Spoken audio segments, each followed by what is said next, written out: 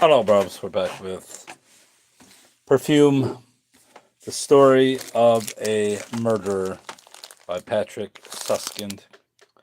And about 10 segments in, and the murders have already begun.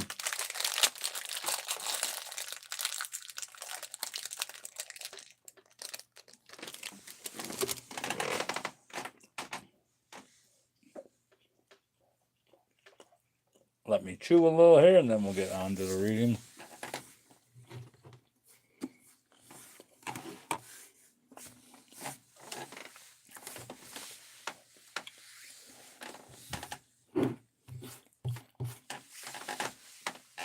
All right.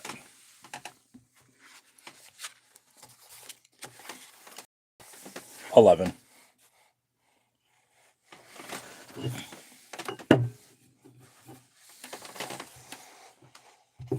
11. Giuseppe Baldani had indeed taken off his redolent coat, but only out of a long-standing habit.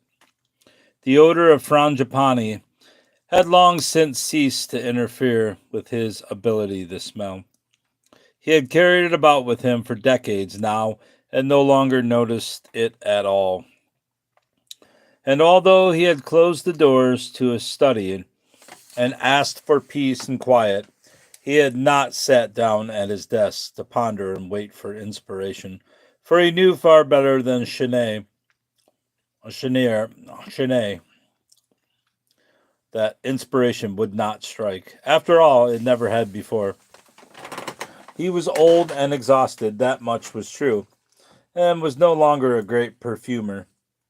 But he knew that he had never in his life been one. He had inherited Rose of the South from his father, and the formula for Baldini's gallant bouquet had been bought from a traveling Genoese spice salesman. The rest of his perfumes were old familiar blends. He had never invented anything. He was not an inventor. He was a careful producer of traditional scents.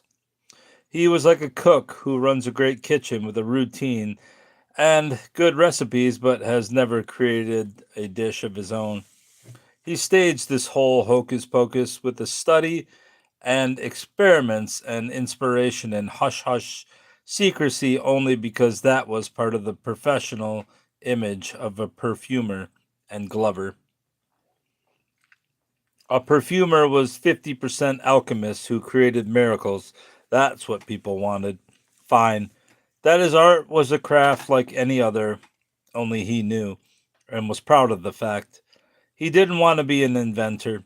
He was very suspicious of inventions, for they always meant that some rule would have to be broken. And he had no intention of inventing some new perfume for Count Veramont.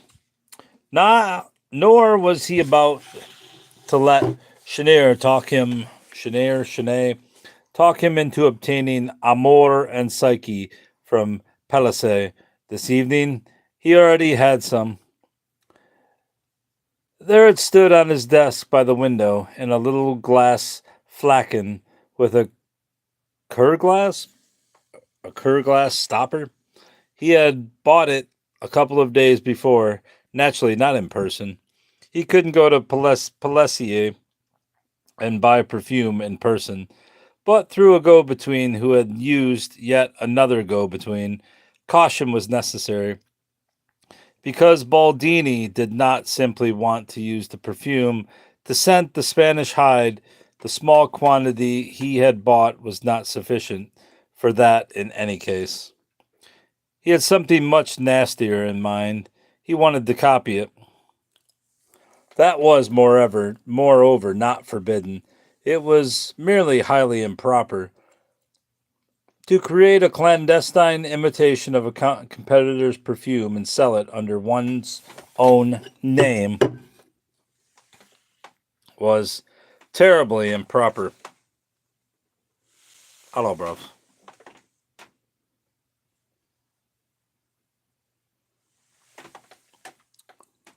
But more improper still was to get caught at it, and that was why Chenet must know nothing about it, for Chenet, or is that Chener? Let me see what the other name, but let's say Chenet. I'm going to say it's Chenet was a gossip. How awful that an honest man should feel compelled to travel such crooked paths. How awful that the most precious thing a man possesses, his own honor, should be sullied by such shabby dealings. But what was he to do? Count Vermont was, after all, a customer he dared not lose. He had hardly a single customer left now. Ah,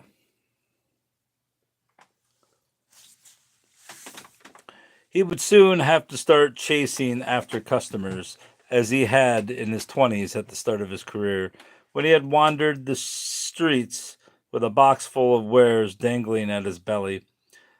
God knew he, Giuseppe Baldini, owner of the largest perfume establishment in Paris with the best possible address, only managed to stay out of the red by making house calls, valise in hand, and that did not suit him at all, for he was well over 60 and hated waiting in cold antechambers and parading de belles fleurs and four thieves' vinegar before old marquises, or foisting a migraine salve off of them. Besides which, there was such disgusting competition in those antechambers.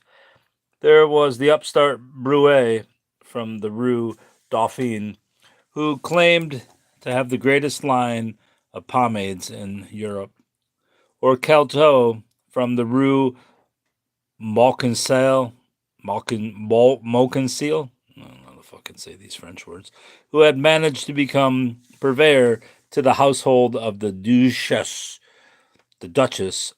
Is that Duchess or Duchess? Duchess d'Artois, or this totally unpredictable Antoine Pelisset from the Rue Saint Andre Arts, who every season launched a new scent that the whole world went crazy over. Perfumes like Pelisset's could make a shambles of the whole market. If the rage one year was Hungary water, and Baldini had accordingly stocked up on lavender, bergamot, and rosemary to cover the demand, here came Pelisset with his Air de Meuse, an ultra heavy musk scent.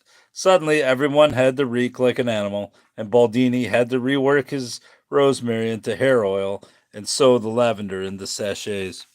If, however, he then brought adequate supplies of musk, civet, and castor for the next year, Pelisset would take a notion to create a perfume called Forest Blossom, which would be an immediate success. And when, after long nights of experiment or costly bribes, Baldini had finally found out the ingredients in Forest Blossom, Pelisset would trump him again with Turkish Nights or Lisbon Spice or Bouquet de la Cour or some such damn thing. The man was indeed a danger to the whole trade with his reckless creativity. It made you wish for a return to the old rigid guild laws. Made you wish for draconian measures against this nonconformist, against this inflationist of scent. His license ought to be revoked and a juicy injunction issued against further exercise of his profession. And just on principle, the fellow ought to be taught a lesson, because this Pelisset wasn't even a trained perfumer and glover. His father had been nothing but a vinegar maker, and Pelisset was a vinegar maker too, nothing else. But as vinegar maker, he was entitled to handle spirits, and only because of that had the skunk been able to crash the gates and wreak havoc in the park of the true perfumers. What did people need with a new perfume every season? Was that necessary? The public had been very content before with violet cologne and simple floral bouquets. That you changed the soupcon, a soup can, a soupcon, every 10 years or so. For thousands of years, people had made do with incense and myrrh, a few balms, oils, and dried aromatic herbs. And even once they had learned to use retorts and alembics for distilling herbs, flowers, and woods, and stealing the aromatic base of their vapors in the form of volatile oils, to crush seeds and pits and fruit rinds in oak presses, and to extract the scent from petals with carefully filtered oils. Even then, the number of perfumes had been modest. Look how small those letters got in that sentence. It's like they added that afterwards. In those days, a figure like Pelisson would have been an impossibility.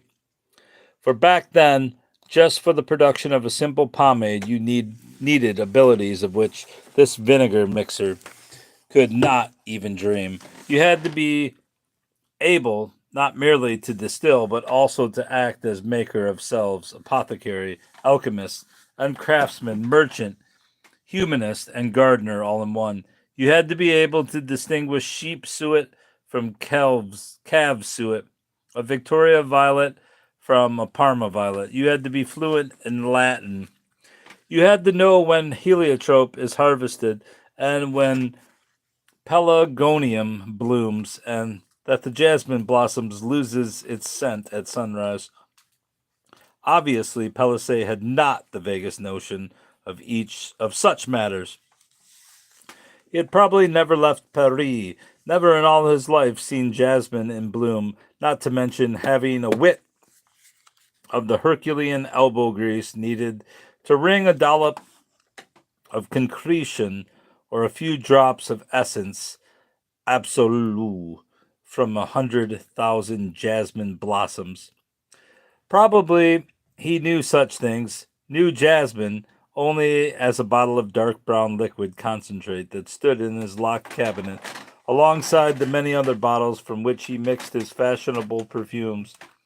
No, in the good old days of true craftsmen, a man like this coxcomb Pelisson would never have got his foot in the door. He lacked everything: character, education, serenity, and a sense of the hierarchy within a guild. He owed his few successes at perfumery solely to the discovery made some 200 years before by that genius, Mauritius Frangipani, an Italian, let it be noted, that odors are soluble in rectified spirit.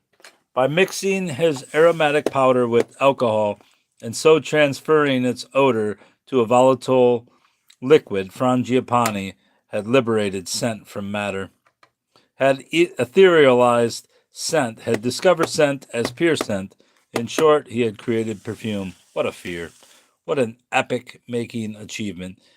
Comparable really only to the greatest accomplishments of humankind, like the invention of writing by the Assyrians, Euclidean geometry, the ideas of Plato, or the metamorphosis of grapes into wine by the Greeks, a truly Promethean act. And yet, just as all great accomplishments of the spirit cast both shadow and light, offering humankind vexation and misery along with their benefits, so too Frangipani's marvelous invention had its unfortunate results. For now that people knew how to bind the essence of flowers and herbs, woods, resins, and animal secretions within tinctures, and fill them into bottles, the art of perfumery was slipping bit by bit from the hands of the masters of the craft and becoming accessible to the mountebanks, at least a mountebank with a passably discerning nose like this skunk Pelisson. Without ever bothering to learn how the marvelous contents of these bottles had come to be, they could simply follow their olfactory whims and concoct whatever popped into their heads or struck the public's momentary fancy. So much was certain. At age 35, this bastard Pelisson already possessed a larger fortune than he, Baldini, had finally accumulated after 3 generations of constant hard work, and Peliss's grew daily, while his, Baldini's, daily shrank. That sort of thing would not have been even remotely possible before. That a reputable craftsman and established commerçant should have to struggle to exist, that had begun to happen only in the last few decades, and only since this hectic mania for novelty had broken out in every quarter. This desperate desire for action, this craze of experimentation, this rodomontade in commerce, in trade, and in the sciences, or this insanity about speed. What was the need for all those new roads being dug up everywhere? And these new bridges, what purpose did they serve? What was the advantage of being in Lyon within a week? Who set any store by that? Whom did it profit? Or crossing the Atlantic, racing to America in a month? As if people hadn't got along without the continent for thousands of years. What had civilized man lost that he was looking for out there in jungles inhabited by Indians or Negroes? People even traveled to Lapland up there in the north with its eternal ice and savages who gorged themselves on raw fish. And now they hope to discover yet another continent that was said to be in the South Pacific, wherever that might be. And why all this insanity? Because the others were doing the same. The Spaniards, the damned English, the impertinent Dutch, whom you then had to go out and fight, which you couldn't in the least afford. One of those battleships easily cost a good 300,000 levers, and a single cannon shot would sink it in 5 minutes, for good and all, paid for with our taxes. The Minister of Finance had recently demanded 1/10 of all income, and that was simply ruinous, even if you didn't pay Monsieur his tithe. This very attitude was perverse. Man's misfortune stems from the fact that he does not want to stay in the room where he belongs. Pascal said that Pascal said that, and Pascal was a great man, a Frangipani of the intellect, a real craftsman, so to speak, and no one wants one of those anymore. People read incendiary books now by Huguenots or Englishmen, or they write tracts or so called scientific masterpieces that put anything and everything in question. Nothing is supposed to be right anymore. Suddenly, everything ought to be different. The latest is that little animals never before seen are swimming about in a glass of water. They say syphilis is a completely normal disease and no longer the punishment of God. God didn't make the world in 7 days, it's said, but over millions of years. It was He at all. Savages are human beings like us. We raise our children strong, and the earth is no longer round like it was, but flat on the top and bottom like a melon, as if that made a damn bit of difference. In every field, people question and bore and scrutinize and pry and dabble with experiments. It's no longer enough for a man to say that something is so or how it is so. Everything now has to be proven besides, preferably with witnesses and numbers and one or another of these ridiculous experiments. These Diderots and D'Alemberts and Voltaires and Rousseaus, or whatever names these scribblers have, there are even clerics among them and gentlemen of noble birth. They finally manage to infect the whole society with their perfidious fidgets, with their sheer delight in discontent, and their unwillingness to be satisfied with anything in this world. In short, with the boundless chaos that reigns inside their own heads. Wherever you looked, hectic excitement, people reading books, even women. For shame. Priests dawdling in coffee houses, and if the police intervened and stuck one of the chief scoundrels in prison, publishers howled and submitted petitions.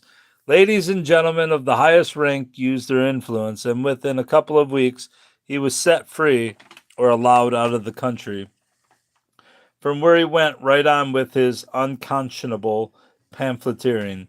In the salons, people chattered about nothing but the orbits of comets and expeditions, about leverage and Newton, about building canals, the circulation of the blood, and the diameter of the earth. The king himself had been had the king himself had them demonstrate some sort of newfangled nonsense, a kind of artificial thunderstorm they called electricity. With the whole court looking on, some fellow rubbed the bottle, and it gave off a spark, and His Majesty, so it was said, appeared deeply impressed. Unthinkable that his great grandfather, the truly great Louis, under whose beneficent reign Baldini had been lucky enough to have lived for many years, would have allowed such a ridiculous demonstration in his presence. But that was the temper of the times, and it would all come to a bad end.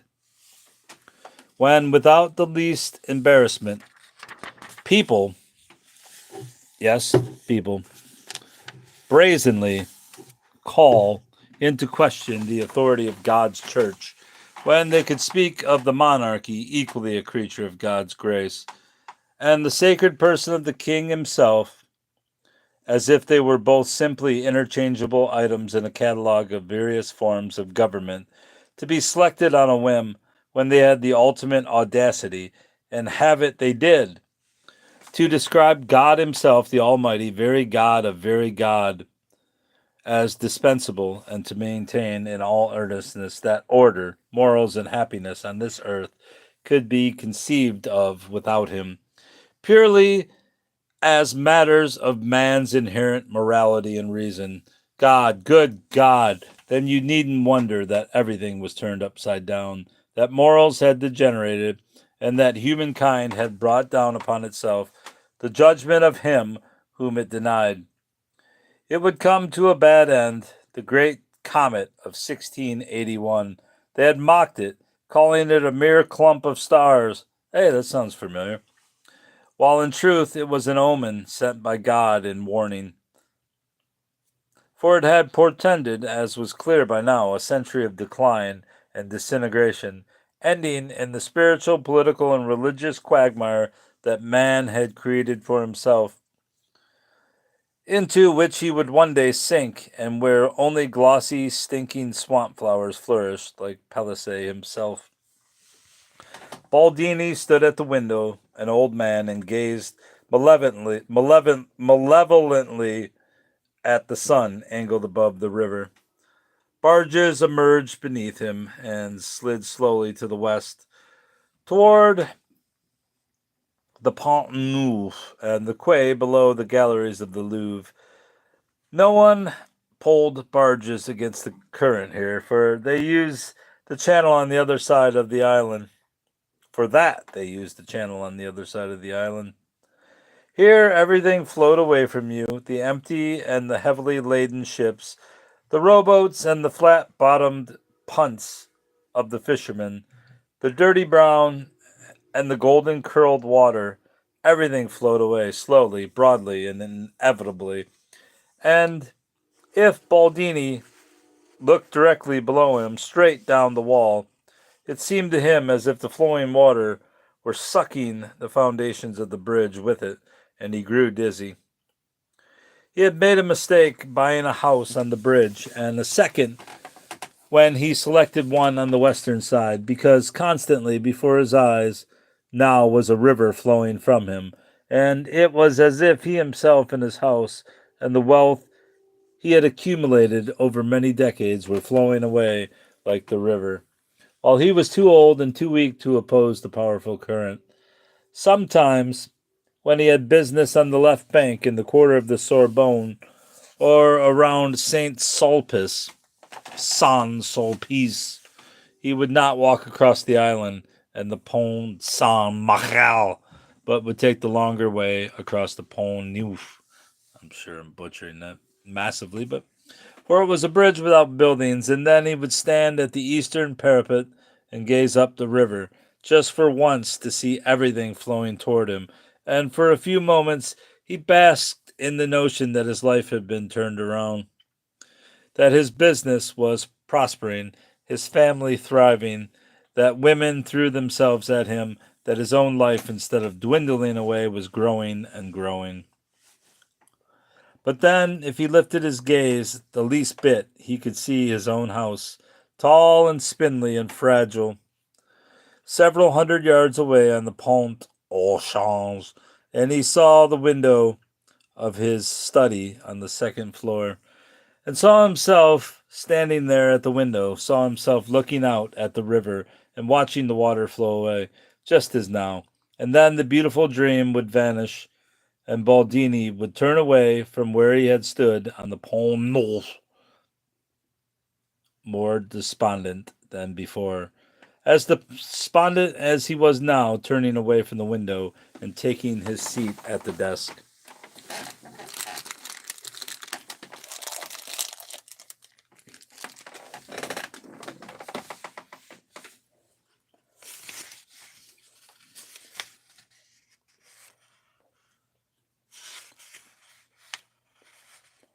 That was a pretty long section.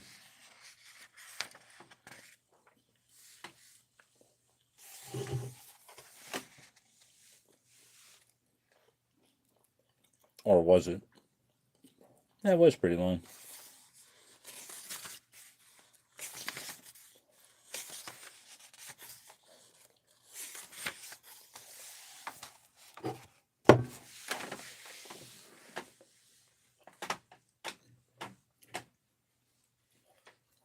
Allow me to chew here for a minute.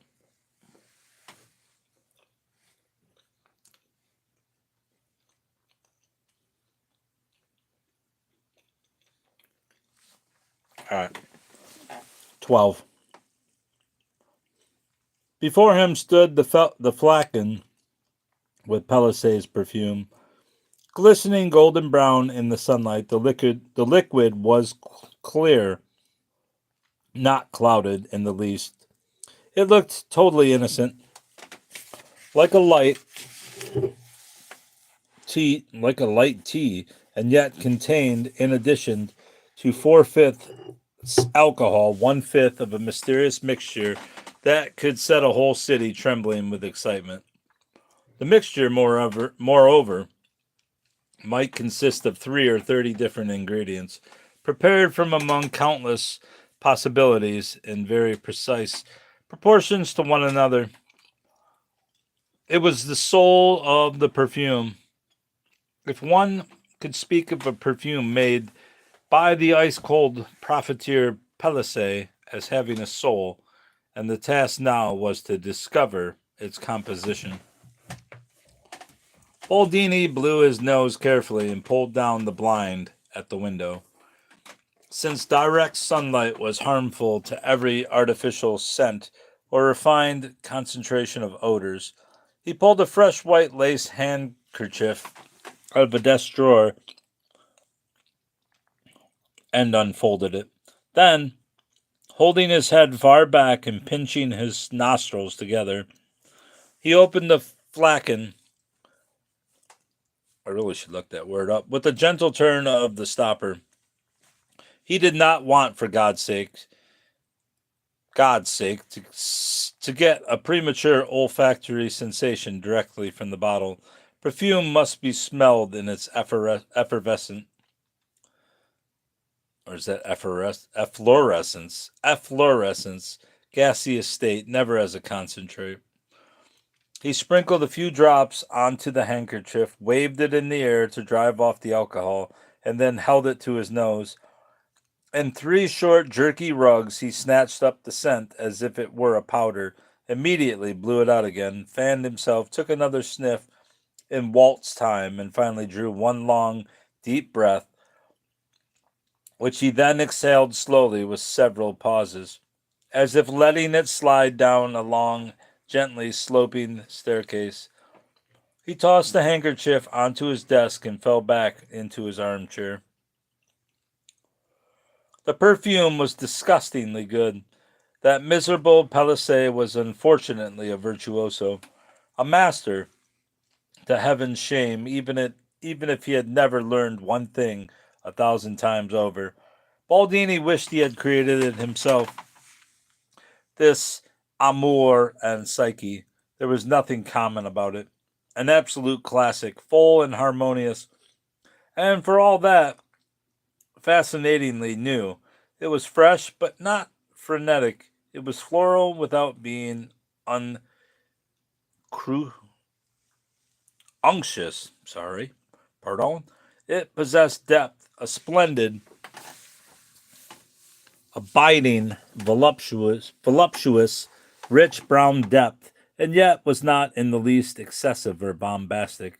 Baldini stood up almost in reverence and held the handkerchief under his nose once again. Wonderful, wonderful, he murmured, sniffing greedily. It has a cheerful character. It's charming. It's like a melody. Puts you in a good mood at once. What nonsense, a good mood. And he flung the handkerchief back onto his desk in anger, turned away, and walked to the farthest corner of the room as if ashamed of his enthusiasm.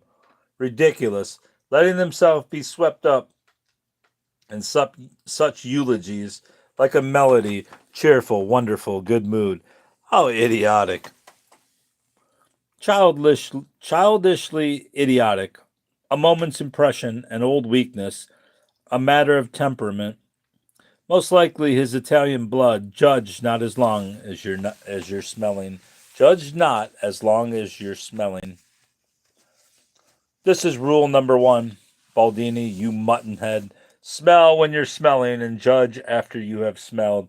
Amor and Psyche is not half bad as a perfume. A thoroughly successful product. A cleverly managed bit of concocting, if not to say conjuring, and you could expect nothing but conjuring from a man like Pelisset. Of course, a fellow like Pelisset would not manufacture some hackneyed perfume. The scoundrel conjured with complete mastery of his art, confusing your sense of smell with its perfect harmony. In the classical arts of scent, the man was a wolf in sheep's clothing. In short, he was a monster with talent, and what was worse, a perverter of the true faith. But you, Baldini, are not going to be fooled. You were surprised for a moment by your first impression of this concoction, but do you know how it will smell an hour from now, with its volatile ingredients, when its volatile ingredients have fled and the central structure emerges? Or how it will smell this evening when all that is still perceptible are the heavy, dark components that now lie in odorous twilight beneath a veil of flowers. Wait and see, Baldini. Wait and see. The second rule is in perfume. The second rule is perfume lives in time. It has its youth, its maturity, and its old age. And only if it gives off a scent equally pleasant at all three different stages of its life can it be called successful. How often have we not discovered that a mixture that smelled delightfully fresh when first rested reeked of nothing but the pure civet we had used too much of? Utmost caution with the civet. One drop too much brings catastrophe, an old source of error. Who knows? Perhaps Pelisset got carried away with the civet. Perhaps by this evening all that's left of his ambitious amour and Psyche will be just a whiff of cat piss. We shall see. We shall smell it. Just as a sharp axe can split a log into tiny splinters, our nose will fragment every detail of this perfume, and then it will be only too apparent that this ostensibly magical scent was created by the most ordinary familiar methods. We Baldini perfumers shall catch Pelisset, the vinegar man, at his tricks. We shall rip the mask from his ugly face and show the innovator just what the old craft is capable of. We'll scrupulously imitate his mixture, his fashionable perfume. It will be born anew in our hands, so perfectly copied that the humbug himself won't be able to tell it from his own. No, that's not enough. We shall improve on it. We'll show up his mistakes and rinse them away, and then rub his nose in it. You're a bungler, Pelisset.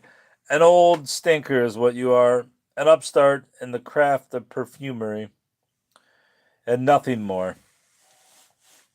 And now to work, Baldini. Sharpen your nose and smell without sentimentality. Dissect the scent by the rules of the art. You must have the formula by this evening. And he made a dive for his desk, grabbing paper, ink, and a fresh handkerchief, laid it all out properly, and began his analysis. The procedure was this: to dip the handkerchief in perfume, pass it rapidly under his nose, and extract from the fleeting cloud of scent one or another of its ingredients without being significantly distracted by the complex blending of its other parts. Then, holding the handkerchief at the end of his outstretched arm to jot down the name of the ingredient he had discovered, and repeat the process at once, letting the handkerchief flit by his nose, matching at the next fragment of scent, and so on. And that's going to be all for now.